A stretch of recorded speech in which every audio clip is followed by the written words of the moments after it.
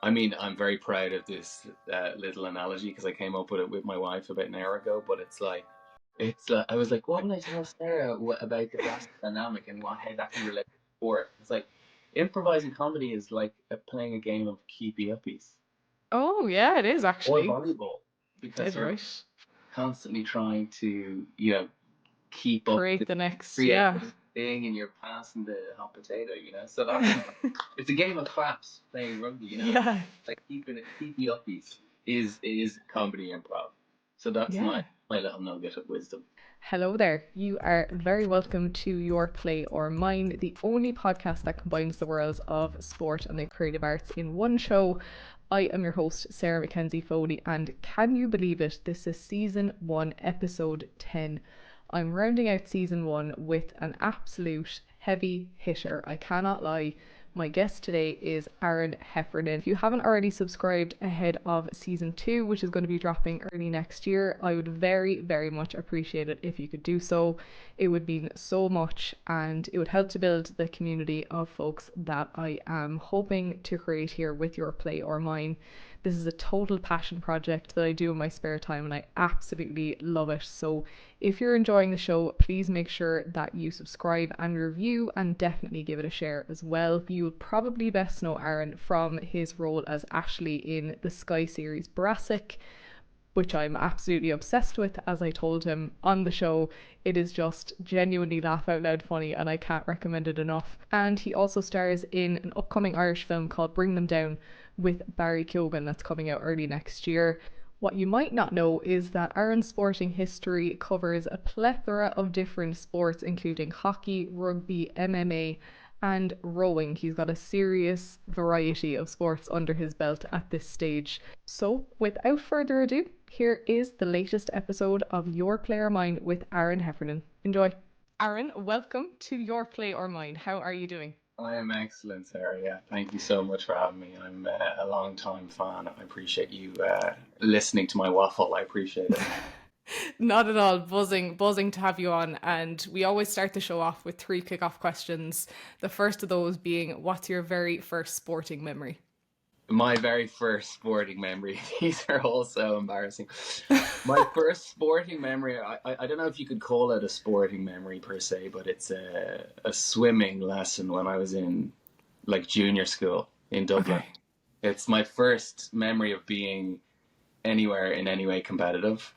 Um, I wasn't a good swimmer, but I loved the water so much. So my earliest memory is junior school, going to a swimming lesson in St. Louis in Rathmines, um, or the Rathmines Swimming Centre, there, and I was just I was hooked immediately. I absolutely loved it. My Yeah. friends were all so much better than me, but this is the trend throughout my sporting career, of which there is nothing.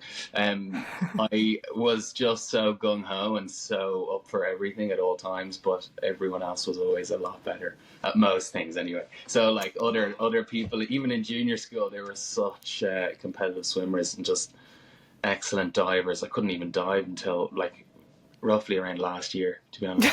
So I loved swimming, and that's my earliest memory, being in a swimming pool and just absolutely loving that. And then I played a lot of hockey then early on in my Okay. in Dublin, like a hockey club on the weekend. Again, dreadful, but loved it. So just you really go get them, but like very little skill. So So the that competitive spirit was there anyway at the root. spirit was there. I love it. And who would you say is your personal sporting greatest of all time? I was struggling with this one a little bit because I have favorites, but I don't have one greatest of all time that I'm like obsessed with. Like a lot of people would say, like Muhammad Ali or Michael Jordan or For sure. Brian O'Driscoll. I back in O'Driscoll's era, I used to randomly I was obsessed with Dennis Hickey, who was No way. an Irish rugby player who. I think what happened was I saw him in Ranelagh one time when I was a kid, and he was driving this like convertible, like a classic car, and I was like, that's a cool sports person. I want to be that guy. Yeah, I want to be Dennis Hickey. Dennis Hickey and Gordon Darcy, like like back in that era, those are my favorite. Even Shaggy Horgan, like and it's not because I'm trying to get a job with his sister. Um, Shane Horgan was a big favorite as well. I just loved that era of rugby, and that was the beginning of when I got really into it and became obsessive with Ireland and Leinster. Those guys were big for me. I mean, I love a disruptor. I love anyone who arrives into a sport, like Nick Kyrgios, or sports people who arrive and they just kind of change the furniture a bit. I love that. Yeah. I love the McEnroe. Obviously, if you're talking about tennis, like anyone who comes and messes things up a bit and just loves to. Even Joe Marler or Ellis Genge, like British rugby players. I love how they are just such messers, and they're so good at their job, but they're messing in interviews or joking around in like press conferences and that kind of stuff. I do love that. But these days, I love a Bundy Aki. I love Jamison Gibson Park, like great international players who are Ireland rugby players now. It's really cool for me to see, I don't know. It's always, there's never one GOAT. It's always people who I've had one impression of and stuck with it, or people who come and are just like lunatics. Like Nick Kyrgios is a big favorite of mine. But his Wimbledon commentary this year was actually very good. For a guy who, as you say, kind of broke the mold, when he's actually behind the mic, he's very good. He's very professional. And I was surprised he wasn't. I mean, obviously he can't curse if he's a pundit.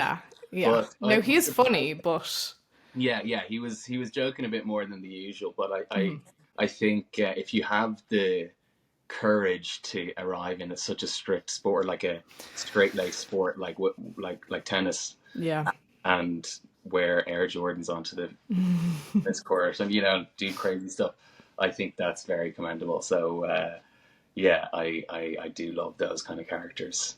That's a great shout. Love that. And what would you say, either positive or negative, is the most emotional sporting moment that you've experienced? So that's a good one actually. I was playing a junior cup rugby match. I say junior cup, like we weren't even in the first league. I went to the smallest school in Dublin, Sanford Park in Ranelagh, and we were a very small rugby school. But the rugby we did play, oh my God, I loved it. And we did it like I say, we did it with heart, but just no wins whatsoever for decades. And I remember we were playing a school called St. Paul's, and I think it was one of the only schools that we beat that year. But there was a photographer on the pitch, and my photo was in like the Irish Times the next day, just no way, talking about wrapping up this junior cert, like what would have been called the Junior Cup, like the third league Junior Cup season. We lost, by the way, but I was in the picture tackling this St. Paul's player. It was the worst tackle imaginable, and it's the fun. I'll send you the photo because it's a hilarious photograph of the only proof of me playing rugby in my life ever. Oh, brilliant! String bean, and I'm tackling this guy down, and it's not. I'm pulling at his jersey, but I was still in the newspaper. So embarrassingly, it was a sad photo because it's not a real tackle. But highlight being, I was in the newspaper playing rugby, so that was a massive win for me. Naturally, lost. Yeah, a massive win. Absolutely, totally understand that. Totally. And I was thinking about this earlier as well, chatting to my wife about it, and one of my all-time great sporting memories, I wasn't playing, we were at the Ireland-France Six Nations final in 2018 in Paris. Oh, wow. And it was just magic. It was such a great trip, first of all, but it was also like that match to be in the stands for that final. And we were sitting exactly behind the posts for the Sexton's kick that my God, won the game in the last 4 seconds of the match, whatever it was. And that was a major highlight, sport experience. even though I wasn't on the pitch doing my shitty tackles, you know, like it was. But if they had looked up into the stand, they would have been like, They would have yeah, seen. that guy, there he is.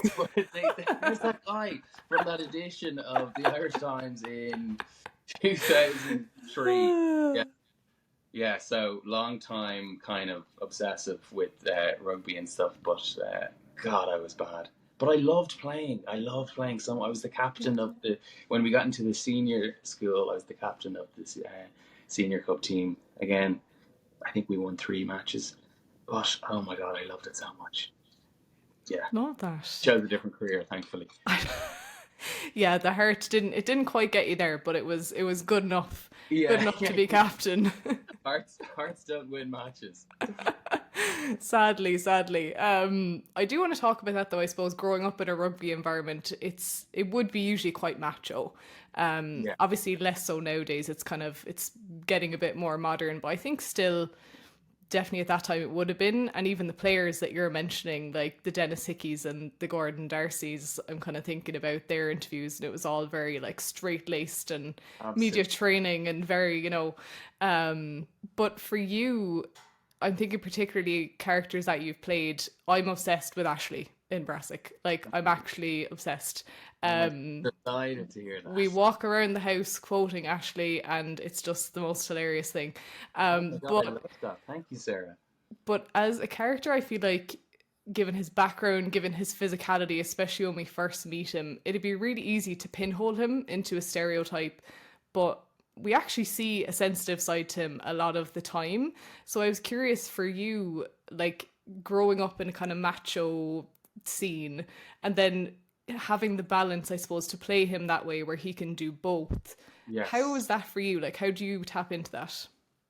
Yeah, I mean, for me, it's like they're almost on a knife edge between each other. You know, the kind of machismo or the kind of masculinity that's enforced or performed in any way is very close in my sense of it to like intense vulnerability, because I feel like I identified early on the kind of bravado thing is actually, it is just a type of mask. Not that, maleness or virility or, machismo in general is all fake, but the idea of like this kind of jockish lad also being quite vulnerable at times is really interesting to me, and I do enjoy playing characters who are on that knife edge, who could flip either way. And with Ashley, even though it's a comedy, you do get those emotional moments and those touching moments, and I love to bring that into him because it's like this kind of boxer who's like really tough and who's like feared and all that kind of stuff, certainly in the earlier series, to see the real side of him and to see the softer side and the vulnerability, I think it's a lot of fun to do, but it's also hopefully it's very real as well, because a lot of the time it's anything that's overly macho or overly forceful or bravado or any of that stuff, it does come from insecurity or a sensibility or like a kind of sensitiveness. So I love playing around with that a bit with Ashley, because he's such a silly character at times, but also very fun and real, and like and also more recently, like doing athletically challenging stuff or like physically challenging stuff is really rewarding. And then also seeing like he only wants to fight at times when he feels like he needs to prove himself or whatever. It's like they're really fun things to be involved in when you're an actor, because you get to span the genres of what the human experience is. And I know it's just Brassic, but it still can get very real and intense at times. So yeah. Yeah, definitely. And it's obviously, you're on season 6 now, so it's obviously resonating, with people. And you kind of mentioned it there, but for season 6, you did some MMA training and you posted a video of it recently on your Instagram, and I messaged you and I was like, we have to talk about this because it looks so intense. And I was just so curious about, I mean, obviously as an actor, it's great to get like free training in, a sport from the best. But Yeah. what made you want to commit so much to that? Because I'd imagine there was probably an option, right, for whether you committed to a certain degree or whether you went kind of all in. I actually asked for that storyline. So Amazing. the great another great feature of doing Brassic is that you can suggest storylines and suggest to do certain things with your character. Or sometimes Danny will go for it, the writer. Sometimes they'll push it out to the next series or whatever, but they'll always listen, which is so lucky. And I just wanted to do a cage fight.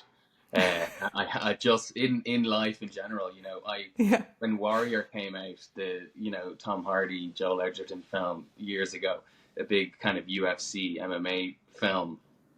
At the time, I just thought it was so impressive to see these actors doing this stuff to a very real extent, with a lot of stunt coordination as well, obviously. But as a young actor, I was like, God, I want to do that someday.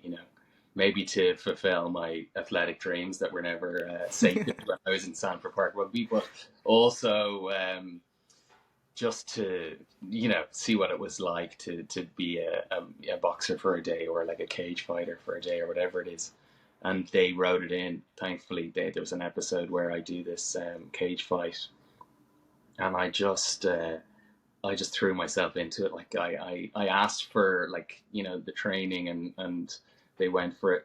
Like the producer sent me to this place in Battersea near where I live, and it's like a really cool MMA gym. I didn't think it would be that hard. Like very intense stuff. Like very like wrestling, grappling, kicks. Like proper boxing training. It was great crack. But also very difficult. Like you're just knackered after about 3 minutes, 30 seconds even. Like it's the hardest exercise I've done in my life. Yeah. But it was really rewarding, and to see it in an episode eventually on TV is really cool. So I just jumped into it, and it's probably the Tom Cruise dream in my head of wanting to be this like stunt man who does his own stuff and sprinting around the place. And I'm glad I ticked that off, though, because it's like that was a real bucket lister of mine, to do a cage fight and to have it. It's really brief, it's quick stuff, but to have it on film and to have worked at that is very cool. Yeah. So. Yeah. And awesome as well that you got, obviously there's like the training discipline side of it, but then the fact that it was kind of your idea in the first place. And I'd imagine you probably had some on the day ideas as to like, okay, this is what's working, this is what's not. Did you kind of get into that side of it as well, or were you just like in the zone? Yeah, we did actually. Like the stunt coordinator Andy, he was really open to hearing other ideas as well. Like they put together the fight in the episode based on what we had learned, what I had learned with Victor in MMA then, like the coach. So he showed me a few things that I could remember and that I was physically able to do over and over again. Like to some of the easier stuff that is like probably the first page of the MMA book. And we worked around the full fight from those little grapples or little moves that we learned in Battersea. So yeah, it was changed on the day here and there, sometimes due to time. You have like an hour left in a day, and then have to shave off some punches or whatever it was, and like add a kick or something like that. And obviously when there's a camera there, you get overexcited and you're like, I'm gonna do a backflip and then just film from up here, and then I'm gonna be bleeding, and like yeah. So it's a balance between getting overexcited and doing what's right for the story as well. So yeah, I'm so glad it's done. It's really crazy to think that we actually got it filmed from like a suggestion into an episode. So Yeah. won't be doing it again though. Oh my I was God. just going to ask, yeah, you're not kind of tempted to keep it up. Probably not the case, and I haven't read the scripts for next year yet, so they might. Yeah. they could easily have another cage fight in the show. You're actually a professional cage fighter Yeah, now. he's now a professional cage fighter, and he tours the world just beating people up. I probably won't go back to Victor unless I need to do some training like that again for something. I would love to, but it's yeah, it's pretty grueling stuff. You know, I'm enjoying cycling at the moment instead. You know. Oh yeah, It's much more peaceful. Yeah, much more peaceful. And it's funny you mentioned about the getting overexcited when you're there, because I saw the reactions of the rest of the cast, and it looked like they were like there was looking like there was very little actual acting happening. Like they were Very just much so. buzzing. I think that was their first time seeing it as well. Like, because time was tight that week, you know, on set and stuff. So it was, I think that was their first time seeing the full thing, and luckily the guy I was fighting is a stuntman, and he made it look so real as well. So if we can impress Joe Gilgan, then we can impress whoever's watching. So that's very lucky. You know, you want it to look right for him and for the rest of the gang. So I'm glad they at least believed it, you know, because it's a lot of this, you know. You know, like the punch doesn't go, like it's all shot in the right place, you know. So you feel silly at times doing it, but once you're selling it enough, then it's mission accomplished. And you mentioned Joe there. I suppose from the outside looking in, he seems like, I guess, like the ringleader, the kind of the glue of the group maybe. But you've been together as a group now for 6 seasons, so I'd imagine over time everyone's role kind of flexes a little bit. Would that be kind of fair to say? Yeah, majorly. It's the dynamic from the first series has changed a lot, and we've lost people, we've added people, and you know. Very sad to see Damien Maloney, shout out my guy, who played Dylan, to go. But it's like a funny thing that always changes. It's always people get more responsibility or less responsibility depending on the storyline, and I think that's one of the kind of lifeblood of Brassic, that it changes so frequently, and we come back to the same core of characters, but you see different people doing stuff. Maybe last series you'd never see that happening, you know, different partnerships coming up, and like people would go off on little missions together that you wouldn't expect, and that's all really fun. So like the amount of us there are in that core group means we can do all these different storylines and then come back to square one, which is really fun. And then like the dynamic of us working together is really exciting for improvising and coming up with stuff on the spot, like you say, with the shooting for the fighting stuff. It really, I mean, I'm very proud of this little analogy, because I came up with it with my wife about an hour ago. But it's like I was like, what will I tell Sarah about the Brassic dynamic and how that can relate to sport? It's like improvising comedy is like playing a game of keepy uppies. Oh yeah, it is actually. Or volleyball, because you're constantly trying to, you know, create the next thing, and you're passing the hot potato, you know. So it's a game of claps playing rugby, you know. Yeah. Like keepy uppies is comedy improv. So that's my little nugget of wisdom. Amazing. Well, shout out we'll have to give her a co-writing credit or producing credit or something on this episode. Yeah. I talk about teamwork a lot with people on this podcast, and I feel like that is because it's such a big connection between these two worlds of sport and creativity. And I'm just curious, as I say, as a fan of the show, there's always someone on a sports team, right, who sets the vibe in the dressing room. Like nobody really appoints them, but everyone just sort of knows who they are and they just take it on. So I want to know who's like the vibe setter on the Brassic set. That's a great question. Who's the vibe setter? I feel like it changes depending on the day. Fair. Who barrels in? I mean, I feel like the atmosphere is very dependent on Joe, because he's such a big character, and then he's also so part of the creative side before we get to set even. And he can hold court in a room, and he can have the whole place honestly in stitches laughing. His stories are beyond. I mean, his stories are what you're watching on. Yeah. You know, his stories from series one that he would tell us on set while we were working together, then become this storyline narratives for series two. You know, like Yeah. they're larger than life, and the way he tells them is absolutely hilarious. So he's a good one. Tom Hansen, who plays Cardi, is also great. He'll barrel in and bring the energy into a room like majorly. Nice. You know, Michelle and Joanna Hickson and Brona Galler, like, and Bhavna Limbacha, the girls are also great atmosphere. And whenever we have one of them even on set, it's like it's such a bright, light atmosphere. Where when it's just the lads, so sometimes oh, like, come on, like, what? We've been on this for an hour, you know, and they're very graceful and peaceful. But it's a great group overall. Like, we have great fun, and it's also hardworking as well. So yeah, I mean, I'd like to appoint myself captain of Crack. Naturally, of course. I do enjoy making other people do like a kind of comedy video or do a quick TikTok maybe next year. I'm trying to get into TikTok a little bit. I need you guys to teach me how to do it faster as well. But I like to maybe play a little prank here and there, maybe do a little video or something. But that's probably more annoying than it is cheerleading.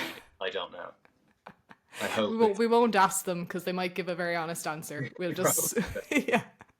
He's always also Sky will often give me a GoPro so I can get to set and like film stuff like behind the scenes, and they'll use online on like for like a YouTube video, like behind the scenes. But it's just me going around to the crew and cast, like, say something into the camera, and like, isn't that brilliant? Like, they probably hate me for that reason, but in my mind, of course, I'm the captain of the team.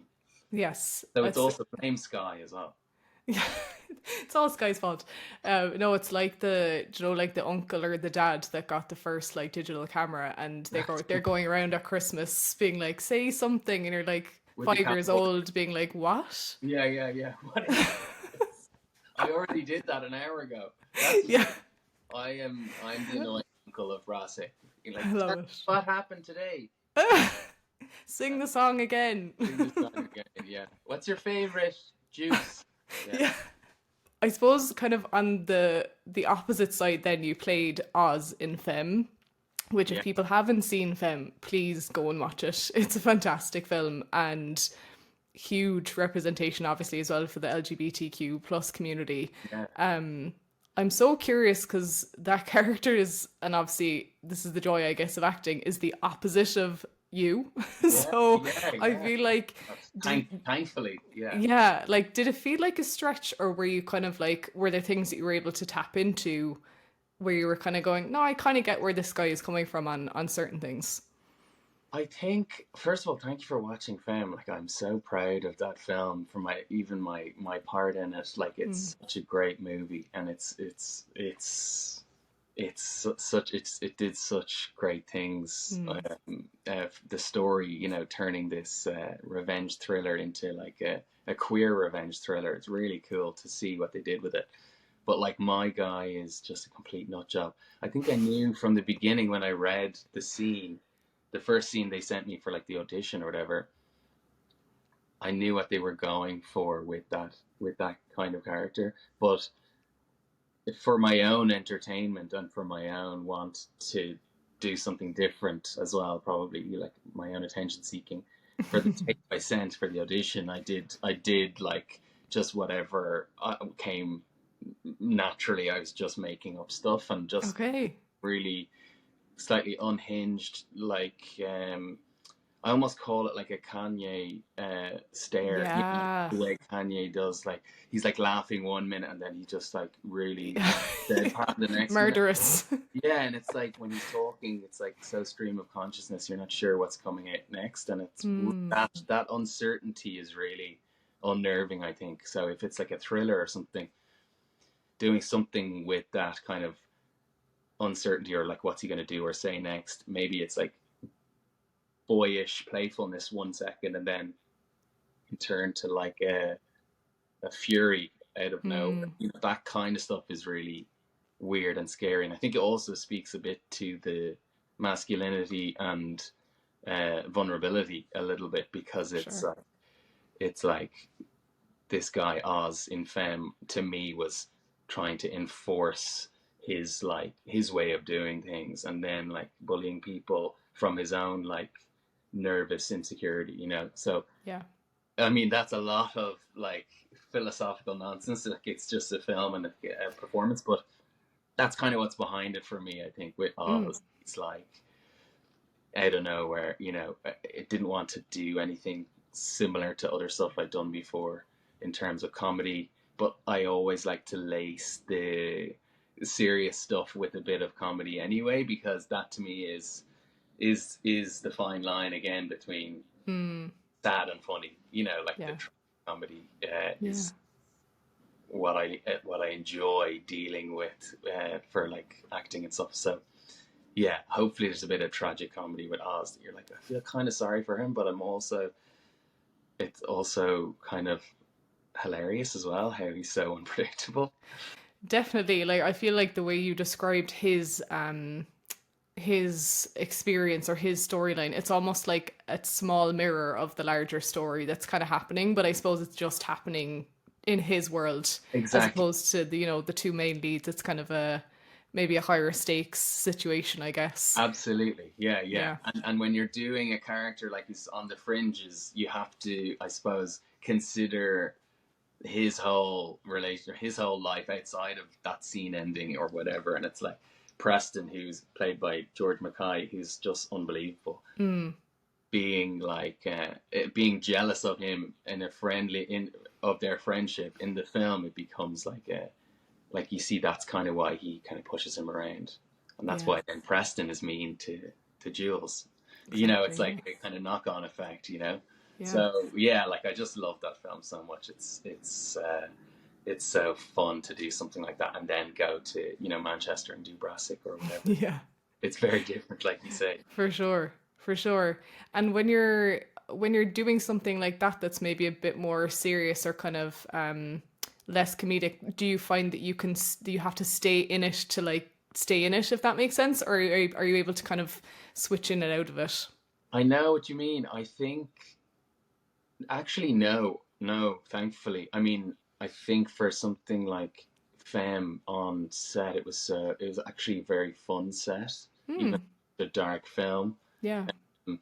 I think that was because I was learning the accent kind of from the other lads playing. Oh, yeah, true. The other guys in the scenes are actual Londoners, and I would spend a lot of time like asking words. Yeah. Them for words that I could say or use in the scene, or listening to their voices. It was actually good crack. There's another, you know, I did this film last year that comes out in February. That was actually a lot harder to kind of dip in and out of, because of that character that I'm playing in this film coming up is like a lot darker, almost in that kind of Oz territory. But that was a bit, and we were doing a lot of night shoots as well, and that was very that was more kind of like just me and Barry Keoghan, who's playing the other character in a lot of the scenes I'm in. We were very like, you know, I mean, we had the crack, but it was also it was dark outside. We're in the Wicklow Mountains. It was a bit more intense, and we were doing questionable stuff, you know, like murderous stuff. So it's a bit, that's very different when it's a set like that, you know, as opposed to like a group of mates who are like, like sets the tone. Yeah. So we'll see. Yeah, I'm excited for that. Bring them down. Very, very excited. Yeah, that's the one. Yeah. I know, I have so many questions. I won't ask you anything because I know you get in trouble if you start talking about it. No, I mean, nothing story-wise, but I can always talk. It's I think it's just great that like, and I feel like it didn't happen as much before, when actors or even I think musicians sometimes that come from Ireland would kind of get really big, they'd just automatically see the next step as doing things outside of Ireland. Whereas I think now Irish actors and musicians and directors as well, they're coming back to tell Irish stories no matter how big they get, which feels really important. And I think it just sort of, as someone who works in the TV and film industry in Ireland, it fuels the kind of the atmosphere, the positivity and the momentum and everything behind it. So I think that's something that definitely, I'm just seeing it all over the place. There's just Irish films and Irish actors everywhere, which is awesome. It's really, really cool the way that's happened, because for me, it's like you feel lucky to get to go back and do stuff there, because you've fleed, and so, it's as someone who lives in the UK, there's never not going to be a sense of betrayal or not staying in Ireland for the industry there. It's like, to say nothing of the history, like my wife are writing a sitcom at the moment about feminism during the famine called Feminism, and it's exploring a lot of those themes. But it's like, when we hope to shoot that back in Ireland eventually, but when you're working away so frequently and doing stuff anywhere else, getting a job back in Ireland is like, you feel so lucky, and it's like, oh my god, thanks guys for having me back. It feels very novel, which it shouldn't, obviously, because we're Irish practitioners, but it's like, doing Bring Them Down in Wicklow was like just a dream come true, because it's the kind of thing I'd only watch in the cinema here and think, God, like, I'd love to do something, but actually being there again was so nice.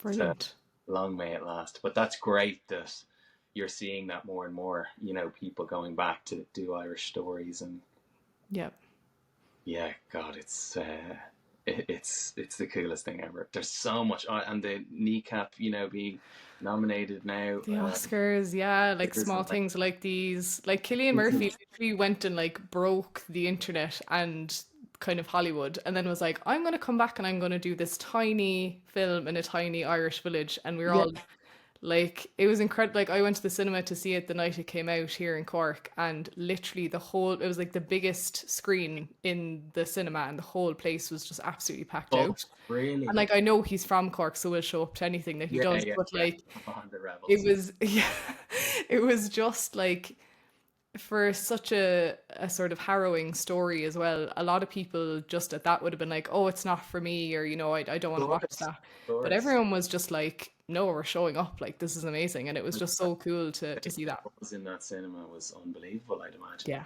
Yeah, it's a awesome. Great film. Oh my god. That's so cool. And I'm sure I saw like Ben Affleck's producer credit at the end of that film. Yes, I think you're right, actually. Yeah. It's really cool that he just, like, Cillian is the king of acting. Like, what a hero. What a hero. Amazing. And of course, from Cork, as you know, being from Dublin, we will claim as much as we possibly can.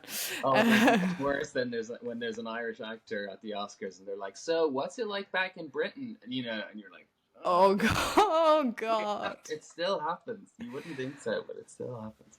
Scary times. My closing question that I always ask each guest is, which rule, ritual, or regulation would you try to cross over from your favorite sport into your day job? So I guess you can pick what the favorite sport is. I'm going to guess that it's rugby, that you want to cross something over into acting, but feel free to pick something else.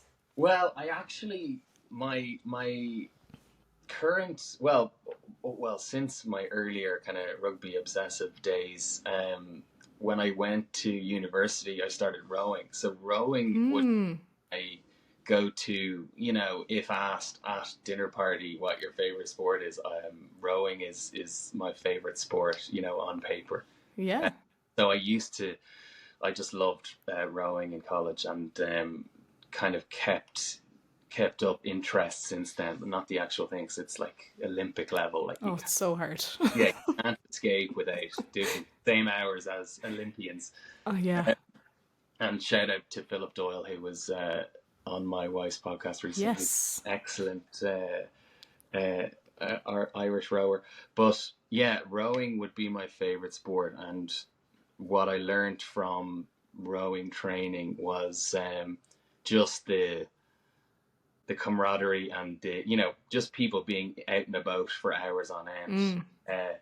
It was like a spiritual experience, even though it was painful at times. Like we rowed in 8s and 4s, so the rowing in an 8 is like if everything isn't going perfectly in sync at all times, then you will either capsize or just lose the race, you know. And then there's that as a theology or as a philosophy is, and a religion as well as a theology, is definitely transferable to my work in terms of like, especially doing theater, like doing a play or something. Everyone on the same page at all times can help the thing go better. Or on set, you know, it is teamwork. It is like a sports team, I think.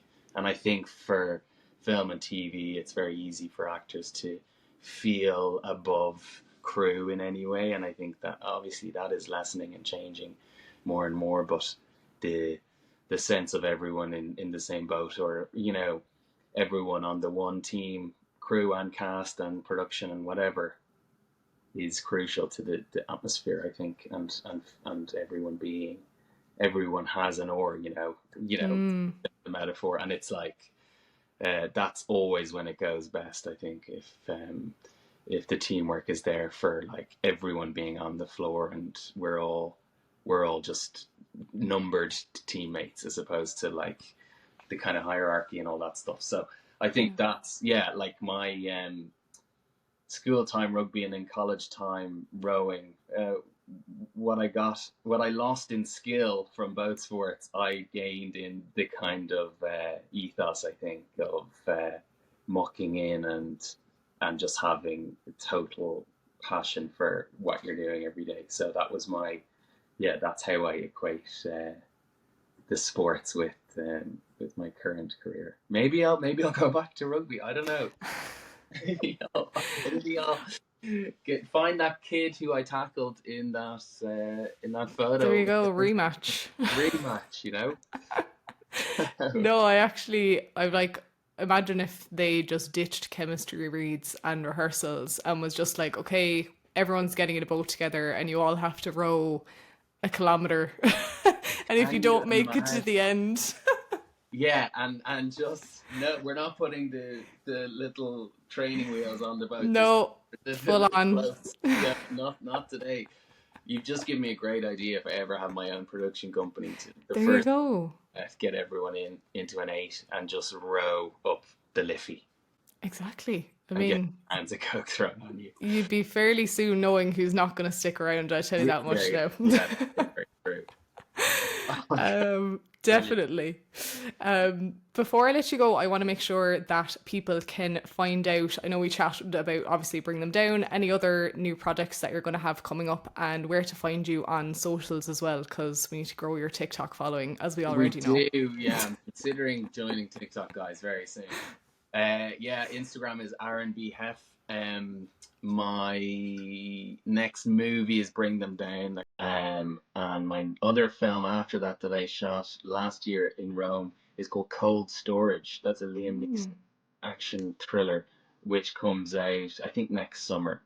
Very exciting. More on that to follow, but I'll be filming series 7 of Brassic in January, which will probably come out at the end of next year. So those are what's to come. Brilliant. So much exciting stuff coming up. We're going to leave it there for this episode, Aaron, but it's been such good crack chatting to you. Thanks so much for coming on. Thank you so much for having me, Sarah. It's been so excellent, and I want to do another one someday. I'll get my better. Hold you to it. Yeah, we'll have to do a group one, yeah. Yeah.